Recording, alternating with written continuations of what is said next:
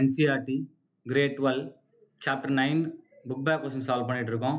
Question number 9.25 Explain the violet color of the complex titanium H2O6 times 3 plus on the basis of crystal field theory அப்படின்னு கேட்டிருக்காங்க.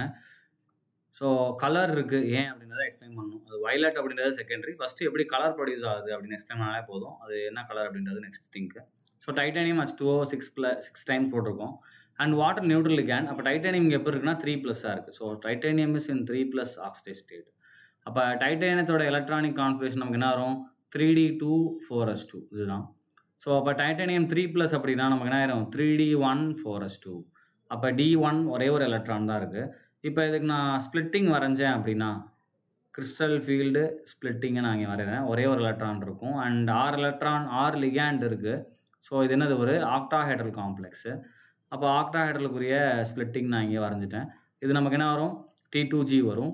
இது மேலே இருக்கிறது நமக்கு EG வரும். ரைட், ஒரே ஒரு எலக்ட்ரான் தான். ஸோ அப்போ அந்த சிங்கிள் எலக்ட்ரானை நம்ம இங்கே கொடுத்துட்றோம். ரைட்டா? ஸோ T2Gயில் ஃபில் ஆயிடுச்சு. இப்போது இதுக்கு ரெண்டுக்கு நடுவில் இருக்கிற கேப் என்ன சொல்லுவோம்? ΔO அப்படின்னு சொல்லுவோம். இப்போ இங்கே இருக்கலாட்டா என்ன பண்ணலாம்னா லைட் சோர்ஸை அப்சர்வ் பண்ணிவிட்டு, அதாவது எனர்ஜியை அப்சர்வ் பண்ணிவிட்டு என்ன பண்ணலாம்? ஹையர் ஆக்சிடைசேஷன் ஸ்டேட் போகும்.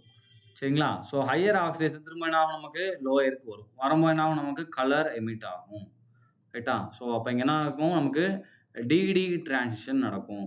அப்போ இதுக்கு யார் காரணம்? லோன் பேர் தான். இப்போ ஒரு காம்ப்ளெக்ஸில் நமக்கு லோன் பேர் இருந்தாலே அங்கே என்ன வந்துடும்?